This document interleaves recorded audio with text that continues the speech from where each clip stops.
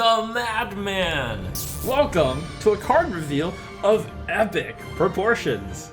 We have 3 legendaries. And let's start with Palegos. Whew, look at this buff guy. This guy wants you to buff your guys, because he's a buff guy. It's Palegos, 3 mana 1/6. After you cast a spell on a friendly minion, set its attack and health to the higher of the 2.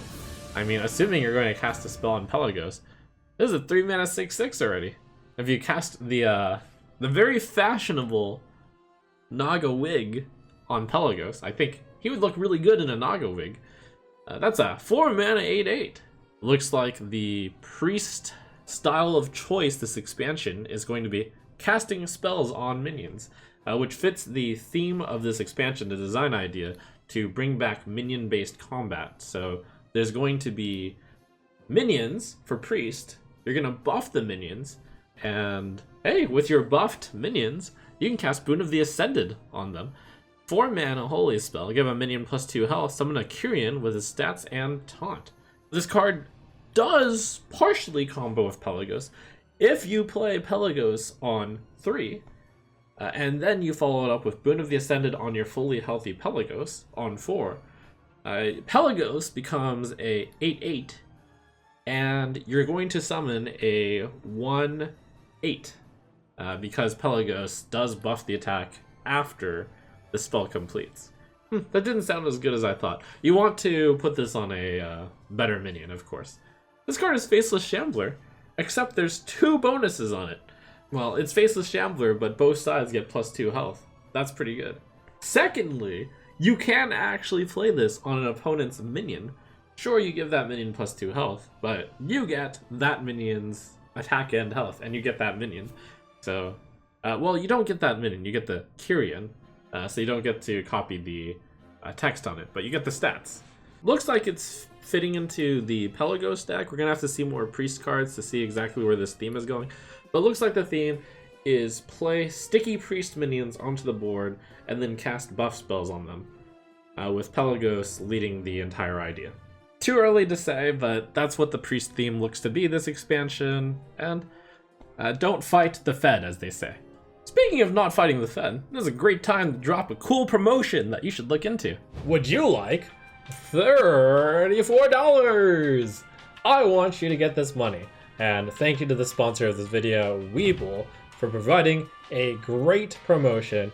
Use my link below, deposit at least 1 penny, and they're going to give you 6 free stocks up to $12,600 in value, minimum $34. And keeping it real, you're probably going to get a little bit more than $34 unless you're extremely lucky. But hey, this is like the easiest $34 of your life.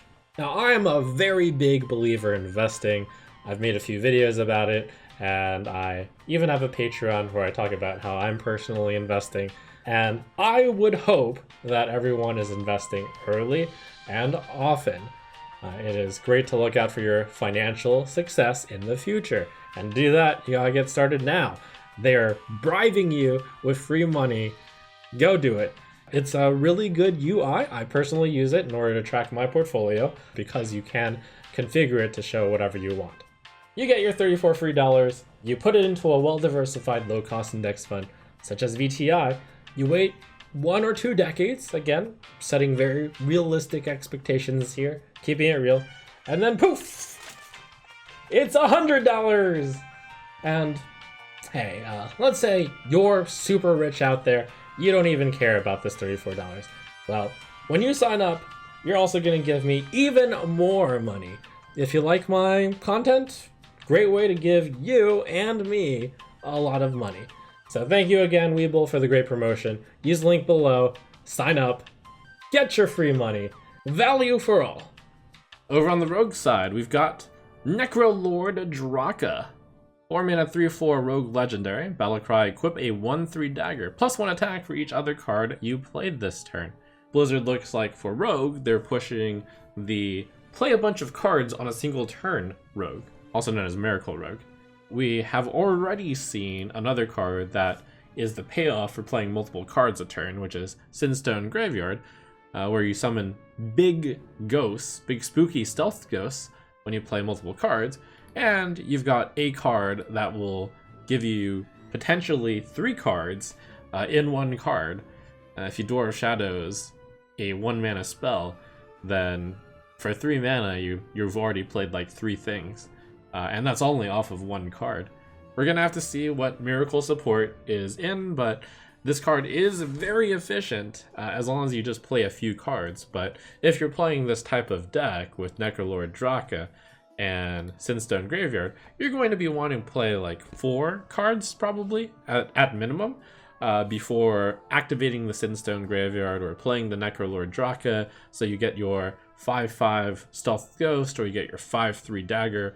Certainly there's going to be some matchups where you're going to have to use Draka or activate Sinstone Graveyard for less, and they're still efficient, and that would be like sometimes you need to play for tempo against the super aggro decks, but against the super control decks, conversely, you can wait even longer and get your, I don't know, 9/3 Dagger or maybe even 10/3 Dagger, in which case you have a 3-turn kill by swinging the dagger at them over 3 turns, and then you're summoning 10/10s with Sinstone Graveyard.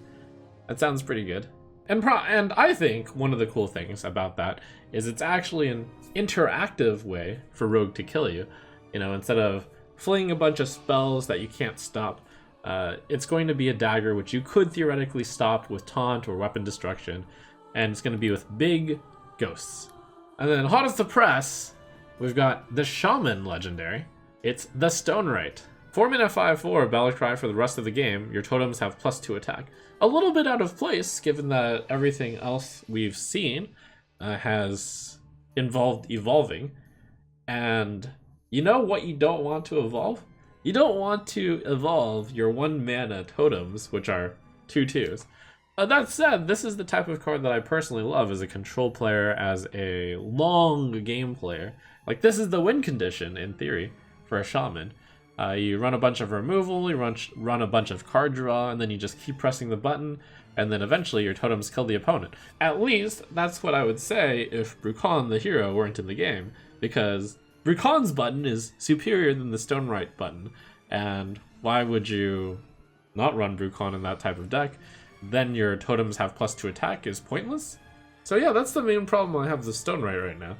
A great effect, but Brukhon seems like it's the card that fits the same role as the Stonewright, which is over time you get value by pushing the button.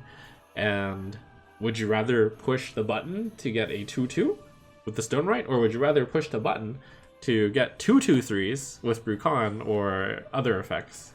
Bunch of legendaries, really cool to see. This is going to be a little bit different than the cool card reveals review that I'm going to be doing tomorrow night. That's going to be a special arena card review.